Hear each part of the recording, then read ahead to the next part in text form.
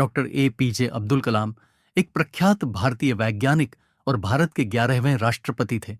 उन्होंने देश के कुछ सबसे महत्वपूर्ण संगठनों DRDO और इसरो में कार्य किया। उन्होंने वर्ष 1998 के पोखरण द्वितीय परमाणु परीक्षण में भी महत्वपूर्ण भूमिका निभाई। डॉ कलाम भारत के अंतरिक्ष कार्यक्रम और मिसाइल विकास कार्यक्रम के साथ भी जुड़े थे। इसी कारण उन्हें मिसाइल मैन भी कहा जाता है। वर्ष 2002 में कलाम भारत के राष्ट्रपति चुने गए और 5 वर्ष की अवधि की सेवा के बाद वह शिक्षण, लेखन और सार्वजनिक सेवा में लौट आए। उन्हें भारत के सर्वोच्च नागरिक सम्मान भारत रत्न सहित कई प्रतिष्ठित पुरस्कारों से सम्मानित किया गया। प्रारंभिक जीवन अबुल पकीर जैनुल अबिदीन अब्दुल कलाम का जन्म 15 अक्टूबर 1931 को तमिलनाडु के रामेश्वरम में एक मुसलमान परिवार में हुआ। उनके पिता जैनुल अबिदीन एक नाविक थे और उनकी माता अशियम्मा एक गृहिणी थीं। उनके परिवार की आर्थिक स्थिति ठीक नहीं थी, इसलिए उन्हें छोटी उम्र से ही काम करना पड्डिडिहा। अपने पिता की आर्थिक मदद के लिए बालक कलाम स्कूल के बाद समाचार पत्र वितरण का कार्य करते थे। अपने स्कूल के दिनों में कलाम पढ़ाई लिखाई में सामान्य थे, पर नई चीज सीखने के लिए हमेशा तत्पर और तैयार रहते थे। उनके अंदर सीखने की भूख थी और वो पढ़ाई पर घंटों ध्यान देते थे। उन्होंने अपनी स्कूल की पढ़ाई रामनाथपुरम स्टुअर्ट्स मैट्रिकुलेशन स्कूल से पूरी की और उसके बाद तिरुचिरापल्ली के सेंट जोसेफ्स कॉलेज में दाखिला लिया, जहां से उन्होंने सन 1954 में भौतिक विज्ञान में स्नातक किया। उसके बाद वर्ष 1955 में वो मद्रास चले गए, जहां से उन्होंने एयरोस्पेस इंजीनियरिंग की शिक्षा ग्रहण की। वर्ष 1960 में कलाम ने मद्रास इंस्टीट्यूट ऑन टेक्नोलॉजी से इंजीनियरिंग की पढ़ाई पूरी की। Career Madras institute on technology से इंजीनियरिंग की पढ़ाई पूरी करने के बाद कलाम ने रक्षा अनुसंधान और विकास संगठन DRDO में वैज्ञानिक के तौर पर भर्ती हुए। कलाम ने अपने कैरियर की शुरुआत भारतीय सेना के लिए एक छोटे हेलीकॉप्टर का डिजाइन बनाकर किया। DRDO में कलाम को उनके काम से संतुष्टि नहीं मिल रही थी। कलाम पंडित जवाहरलाल नेहरू द्वारा गठित Indian national committee for space research के सदस्य भी थे। इस दौरान उन्हें प्रसिद्ध अंतरिक्ष वैज्ञानिक विक्रम साराभाई के साथ कार्य करने का अवसर मिला। वर्ष 1969 में उनका स्थानांतरण भारतीय अंतरिक्ष अनुसंधान संगठन इसरो में हुआ। यहां वो भारत के सैटेलाइट लॉन्च व्हीकल परियोजना के निदेशक के तौर पर नियुक्त किए गए थे।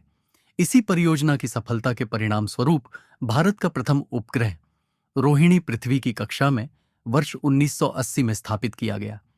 इसरो में शामिल होना कलाम के कैरियर का सबसे अहम मोद्दे था और जब उन्होंने सेटेलाइट लॉन्च व्हीकल परियोजना पर कार्य आरंभ किया, तब उन्हें लगा जैसे वो वही कार्य कर रहे हैं जिसमें उनका मन लगता है।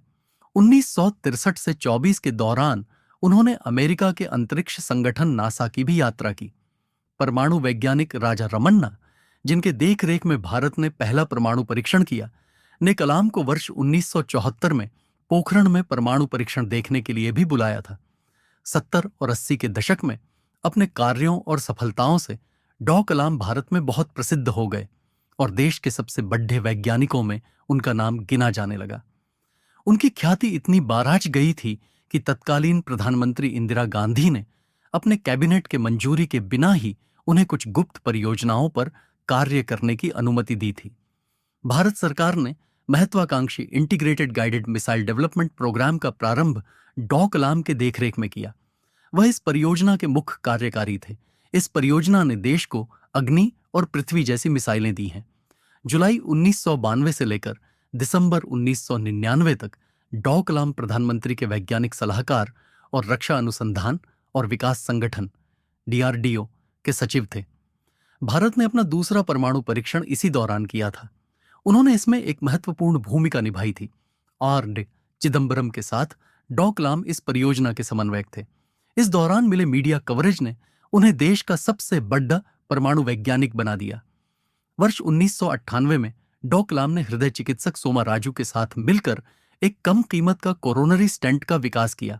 इसे कलाम राजू स्टेंट का नाम दिया गया। भारत के राष्ट्रपति एक रक्षा वैज्ञानिक के तौर पर उनकी उपलब्धियों और प्रसिद्धि के मद्देनजर NDUA की गठबंधन सरकार ने उन्हें वर्ष 2002 में राष्ट्रपति पद का उम्मीदवार बनाया। उन्होंने अपने प्रतिद्वंदी लक्ष्मी सहगल को भारी अंतर से पराजित किया और 25 जुलाई 2002 को भारत के 11वें राष्ट्रपति के रूप में शपथ लिया। डॉ कलाम देश के ऐसे तीसरे राष्ट्रपति थे जिन्हें राष्ट्रपति बनने से पहले ही भारत रत्न ने नवाजा जा चुका था। इससे पहले डॉ राधाकृष्णन और डॉ जाकिर हुसैन को राष्ट्रपति बनने से पहले भारत रत्न से सम्मानित किया जा चुका था। उनके कार्यकाल के दौरान उन्हें जनता का राष्ट्रपति कहा गया।